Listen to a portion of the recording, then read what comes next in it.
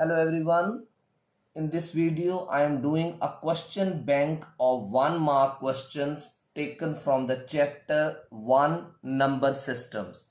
I will be doing here total 15 questions and almost every type is taken here.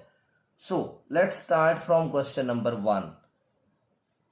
Every rational number is an integer. To know and to do this question, you must know what are rational numbers. So rational numbers are those numbers which can be written in P upon Q form, and P and Q are integers. Whereas integers are a collection of positive numbers, negative numbers including zero. तो उसने पूछा every rational number is an integer. जैसे for example ये देखो -8/2 ये rational number है, ये integer भी होगा क्योंकि -4 आ रहा है.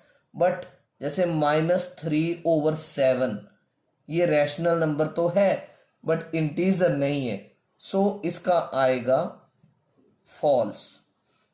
Every rational number can not be integer. अगर वो पूछे कोई एग्जाम्पल दो तो आप -3/7 दे दो, -5/2 दे दो कि ये रैशनल नंबर तो है लेकिन इंटीजर नहीं हो सकता. अगर इसका उल्टा पूछा जाए every integer is a rational number, तो उसमें वो ट्रू हो जाएगा क्योंकि आप कोई भी इंटीजर ले लेते हो. जैसे इवन जीरो ही आप ले लो, जीरो भी इंटीजर है, उसको आप 0/7 लिख सकते हो, तो 0/7 रैशनल नंबर है. कोई इंटीजर -3 ले लो, -3/1 करोगे तो ये भी रैशनल नंबर है. तो इसका मतलब every integer is a rational number, but every rational number is not an integer. Sometimes it may be but not all times. Next, every irrational number is a real number. To do this question, you must know the real numbers. What are real numbers? So, real numbers are the combination of rational as well as irrational. तो यहाँ question पूछा गया कि every irrational number is a real number. वो तो होगा ही होगा क्योंकि मैंने अभी अभी बोला कि जितने भी रैशनल और जितने भी इरेशनल नंबर सब रियल नंबर होंगे. तो इसने यहां सिर्फ ये पूछा कि every irrational number is a real number. बिल्कुल ट्रू. अगर ये यहां पर ऐसा पूछता every rational number is a real number, तब भी ट्रू होता. लेकिन जो नेक्स्ट क्वेश्चन है कि every real number is an irrational number, तो ये फॉल्स होगा क्योंकि हर एक रियल नंबर सिर्फ इरेशनल ही नहीं होगा, वो रैशनल भी तो होगा. सो यहां पर आप लिखेंगे फॉल्स. अगर कोई पूछे व्हाट इज द रीजन, तो आप बता सकते हैं कि all the real numbers are rational as well as irrational. लेकिन यहां स्पेसिफिकली बोला गया कि वो इरेशनल ही होगा. No, it can be rational also. So false. The next is how can we find a rational number between two rational numbers x and y. तो इसका प्रोसीजर है कि आप x प्लस y दोनों को ऐड कर दो और 2 से डिवाइड कर दो. means average of both. So you can write it this way also, half of sum of both the rational numbers.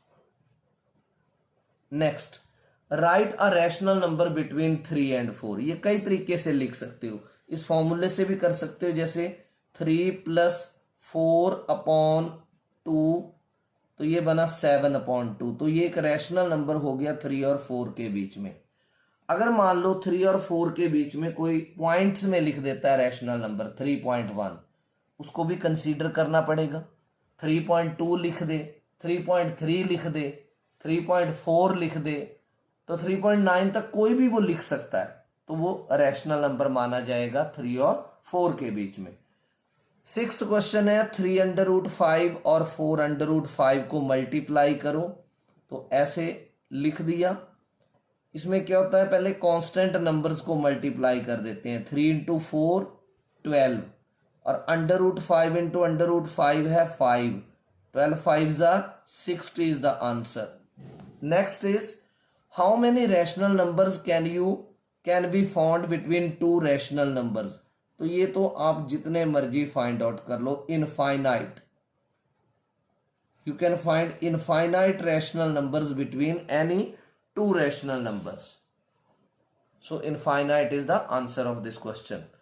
फिर आता है 8th क्वेश्चन कि 0.3 बार को P अपॉन Q फॉर्म में लिखो। बिल्कुल शॉर्ट में करेंगे इसको कि अगर x जो है वो 0.3 बार होगा तो बार सिर्फ एक डिजिट पे लगी है, तो 10x इज इक्वल टू, या इसको 10 से मल्टीप्लाई करेंगे 3.3 बार। फिर इसमें से ये माइनस करेंगे 10x माइनस x, तो ये आएगा 3.3 बार माइनस 0.3 बार। तो 3.3 बार में से 0.3 बार माइनस करेंगे 3 आएगा। सो 9x जो है वो 3 के बराबर, और x जो है वो 3/9 यानी 1/3। Next is find one irrational number between 0.5 and 0.55। 0.5 का बेसिक मीनिंग है 0.500 और ये है 0.550 या 0.50 और 0.55 भी बोल सकती हूँ। तो मैं इनके बीच में एक इरेशनल नंबर लिखना है, तो आई कैन राइट 0.520 5200 5200 और सो ऑन लगाना बड़ा जरूरी है क्योंकि ये इरेशनल नंबर है, राइट। आप 0.510 5100 5100 सो ऑन भी लिख सकते हो, कुछ भी आप कोई भी इरेशनल नंबर लिख सकते हो, प्रोवाइडेड सो ऑन का साइन लगाओ। नेक्स्ट है 1.6 बार को सिंपलेस्ट फॉर्म में लिखना, तो x को लिखा जैसे 1.6 बार। अब बार तो एक ही डिजिट पे लगा है, तो 10x 10 से मल्टीप्लाई करेंगे तो ये आ जाएगा 16.6 बार। तो आप 10x में से x माइनस कर दो, 16.6 बार में से 0.6 बार माइनस कर दो, ये आ जाएगा 16। सो 10x माइनस x है 9x is equal to 16। x की वैल्यू बन गई 16/9। So this is the simplest form of 1.6 bar, right. Now 16.6 bar में से 1.6 बार माइनस होना था, तो 16 माइनस 1 आएगा 15, तो यहां आएगा 15 और ये 15/9 आएगा। 15/9, 3 3s are 9, 3 5s are 15, so this will be 5/3, lowest form, simplest form. अब इसमें x फाइंड आउट करना है नेक्स्ट क्वेश्चन में, तो 2 raise to power x minus 1। अब 2 को कितनी बार मल्टीप्लाई किया जाए कि 256 आ जाए, तो आप कर सकते हो 2 2s are 4, 2s are 8, 2s are 16, 2s are 32, 2s are 64, 64 2s are 128, 128 2s are 256 होता है। ये देखो 128 2s are 256 मीन्स कितनी बार मल्टीप्लाई किया आपने, 8 टाइम्स मल्टीप्लाई किया। तो 256 को क्या लिखोगे, 2 रेज्ड टू पावर 8। तो 2, अब 2 बेस सेम है, पावर्स को इक्वेट करो, x minus 5 is equal to 8, तो x की वैल्यू आएगी 8 plus 5 that is equal to 13। Next question में आपको x की वैल्यू फाइंड आउट करनी है, तो 7 raise to power 2x plus 3। क्या आप 1 को 7 पावर 0 लिख सकते हो? Yes, because when anything power 0 that is 1। अब बेसिस सेम है, पावर्स को इक्वेट कर दो, 2x plus 3 is equal to 0, 2x is equal to minus 3 and x is equal to minus 3/2। Now question number 13, find x if 2 raised to power 5x plus 3 is equal to 8 raised to power x plus 3। तो 2 raised to power 5x plus 3 as it is, 8 को 2 power 3 लिख सकते हैं, तो 3 जो है वो x plus 3 को क्या करेगा, मल्टीप्लाई। तो 2 raise to power 5x plus 3 is equal to 2 raise to power 3x plus 3 3s are 9। अब बेसिस सेम है, पावर्स को इक्वेट कर दो, 5x plus 3 is equal to 3x plus 9। So 5x minus 3x is equal to 9 minus 3 means 6. तो 5 minus 3 2x is equal to 6. तो x क्या बनेगा 6 upon 2 that is equal to 3. तो यहाँ x की क्या वैल्यू आ गई 3. सो therefore x is equal to 3. Next इसका रेसिप्रोकल निकालना है 1 plus 5 root 2 का. तो कई बार बच्चे जल्दबाजी में आंसर लिख देते हैं 5 minus root 2. नो, रेसिप्रोकल क्या होगा 1 upon 5 plus root 2.